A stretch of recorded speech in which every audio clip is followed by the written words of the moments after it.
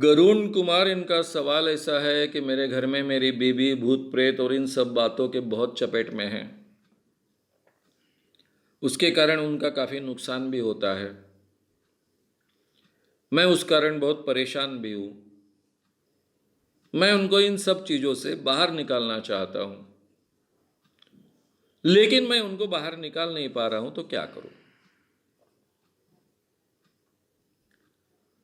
मैं हमेशा एक बात हर व्यक्ति को सिखाता हूँ और अपने आप को भी सिखाता हूँ कि हम अपने आप को ब्रह्मदेव ना माने। यानी मैं किसी को घड़ा सकता हूँ, किसी को निर्माण कर सकता हूँ, किसी का कुछ भला कर सकता हूँ, ये ना माने। दूसरों के बारे में कुछ करना मेरे हाथ में नहीं है। प्रयास करना केवल मेरे हाथ में है। दूसरों को चाहे वह वैसे बना सकता हूं, यह बात सच नहीं है। दूसरों को कुछ बनने के लिए मैं मदद कर सकता हूं, इतने तक ही बात सच है। ये मर्यादा हमने हमेशा, ये प्रैक्टिकल मर्यादा है, ये फैक्ट है, ये हमारे जीवन में हमने सुधारनी चाहिए, स्वीकारनी चाहिए।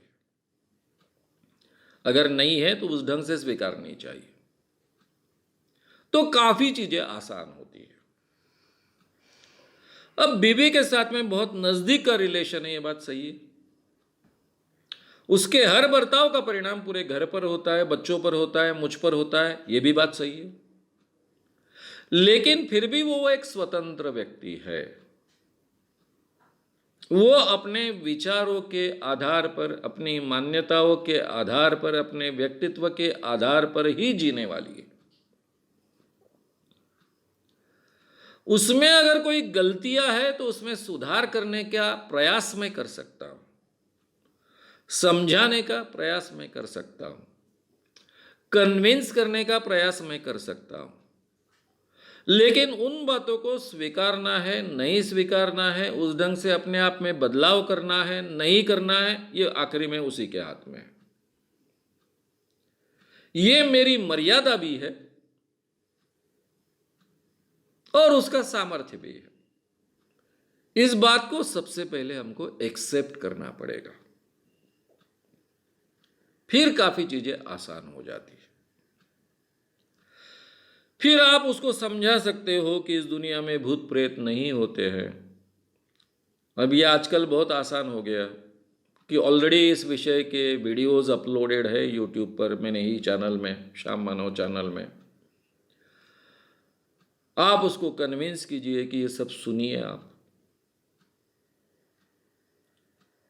इन बातों को समझ लीजिए। ये जो आपके मन पर प्रभाव है, ये केवल साइकोलॉजिकल प्रभाव है, ऐसा कुछ इस दुनिया में होता नहीं है। इससे आप अपने आप को दूर रखिए।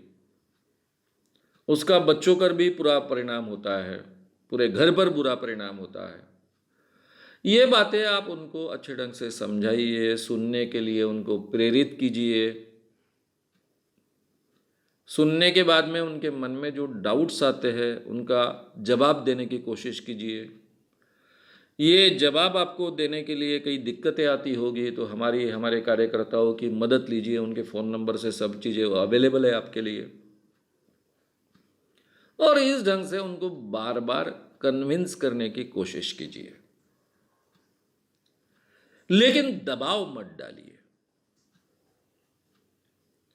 हाँ, इसमें अगर कोई बात है कि जिसके कारण, अभी जैसा किसी ने कहा कि मांत्रिक के पास में अपने बेटी को भेजिए, तब फिर वेटो वापरेंगे आप, बिल्कुल ऐसा शोषण नहीं होने देंगे। नरबली दीजिए, नहीं होने देंगे। ये मर्यादा तो रखेंगे, वहां आप वेटो उपयोग में लाओगे, अपना अधिकार उपयोग में लाओगे। लेकिन किसी मांत्रिक के द्वारा पूजा करना चाहती है, ठीक है भाई, केवल पूजा तक बात सीमित है तो ठीक है। अब ये मैं जो आपको कह रहा हूं, वो मेरे जीवन में भी मुझे अमल में लाना होता है। अब मैं तो एक संगठन का प्रमुख हूं, पूरे भारत में काम करता हूं, कई प्रांतों में काम करता हूं, 37 सालों से काम करते आया हूं। ना मेरे पिताजी को मैं पूरी तरह से बदल पाया था, ना मेरी माताजी को। यानी एक तरफ मैं बाबाओं को एक्सपोज कर रहा हूँ और मेरे ही माता पिता बाबाओं की तरफ जा रहे हैं, ऐसी स्थिति थी। अब चाहे मेरा नाम अलग हो, फिर भी आसपास के लोग तो जानते थे ये इसके माता पिताजी है। तो मैंने क्या किया, एक अलग तरीका अमल में लाया। वैसे भी माँ बाप को तो हमेशा लगता है कि अपने बेटों को अक्ल नहीं होती है, तो मैं कभी उनको प्रोत्साहित नहीं करता था कि मेरा भाषण सुनने को आओ, उनसे कभी बहस भी नहीं करता था। लोग ही बोलते थे कि तुम्हारा बेटा बहुत अच्छा बोलता है, सुनने को चलो, कभी सुनने को आते थे, उस कारण कुछ फर्क हुआ। फिर मैंने एक ट्रिक उपयोग में लाई कि मेरे माता पिता जिस बाबा की तरफ जाते थे उसको जाकर मैं एक्सपोज करने लग गया, और बाबा को बोल के कि तेरे तरफ मेरे माता पिता आए थे, मैं इसलिए मैं तेरे को एक्सपोज करने आया।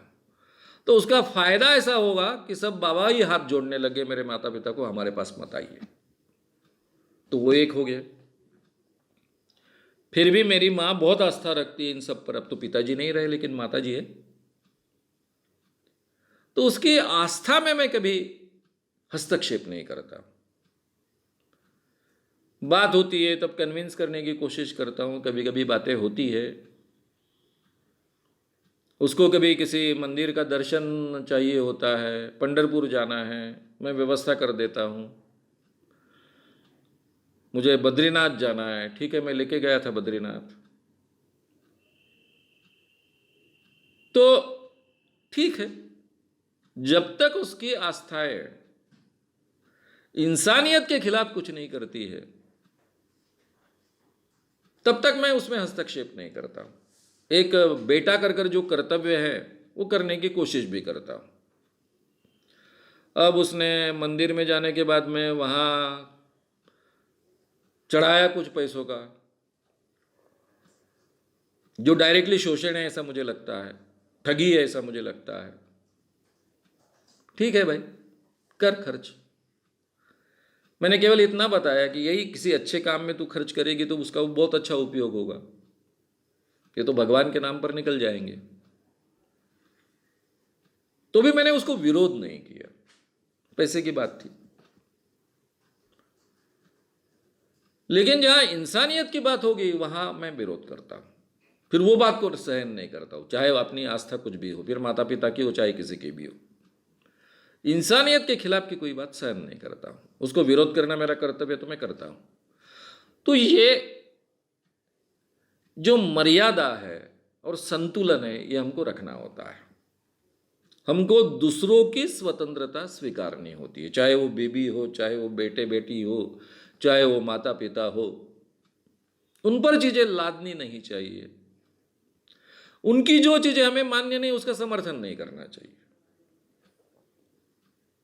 उसको प्रोत्साहन नहीं देना चाहिए। पूछे तो हमारा उसके बारे में अलग मत है ये भी सामने रखना चाहिए, लेकिन फिर भी तुम्हारा अधिकार है, तुम करो। इस ढंग से हमको बर्ताव करने की तैयारी रखनी होगी। एक तरफ हम कन्विंस करने की कोशिश कर रहे हैं, उसको रोकने की कोशिश कर रहे हैं, लेकिन उसकी स्वतंत्रता एक्सेप्ट भी कर रहे हैं, लेकिन बच्चों पर उसका बुरा असर ना हो इसलिए बच्चों के सामने सच्चाई जो है वो भी हम रख रहे हैं। बच्चों का अलग से हम काउंसलिंग कर रहे हैं, ये हमको अमल में लाना होगा।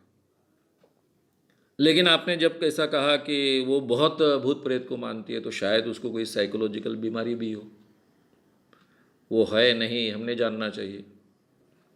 ऐसी कुछ साइकोलॉजिकल बीमारियां होती है कि जिसमें केमिकल चेंजेस होते हैं और उस पर हमारा कंट्रोल नहीं होता है, तब उन्हें कंपलसरी साइकेट्रिक ट्रीटमेंट देने की आवश्यकता होती है। जहाँ तक उसके अपने बुद्धि के निर्णय हैं ऐसा लगता है और उतनी बुद्धि उनके हाथ में है, तब तक हमें हस्तक्षेप करने की आवश्यकता नहीं है। लेकिन कुछ बीमारियों में हस्तक्षेप करने की आवश्यकता होती है क्योंकि उनकी बुद्धि उनके हाथ में नहीं होती है। तो ये है कि नहीं ये भी एक बार समझ लीजिए, जांच लीजिए। और ये जो आपका प्रॉब्लम है ये करीबन हर व्यक्ति का प्रॉब्लम होता है, उसको हमको इसी ढंग से सॉल्व करने का प्रयास करना चाहिए। अगर आपको ये वीडियो पसंद आया हो तो उसे ज़रूर लाइक करें, लोगों में ये अवेयरनेस फैलाने में हमारी मदद करें, वीडियो को ज़रूर शेयर भी करें। तो हमारे YouTube चैनल शाम मानो को विजिट करें। ऐसे सारे वीडियोस का आनंद लेने के लिए हमारे चैनल को सब्सक्राइब करें। उसके लिए सब्सक्राइब बटन दबाएं। नए वीडियोस का नोटिफिकेशन पाने के लिए बेल आइकन दबाएं।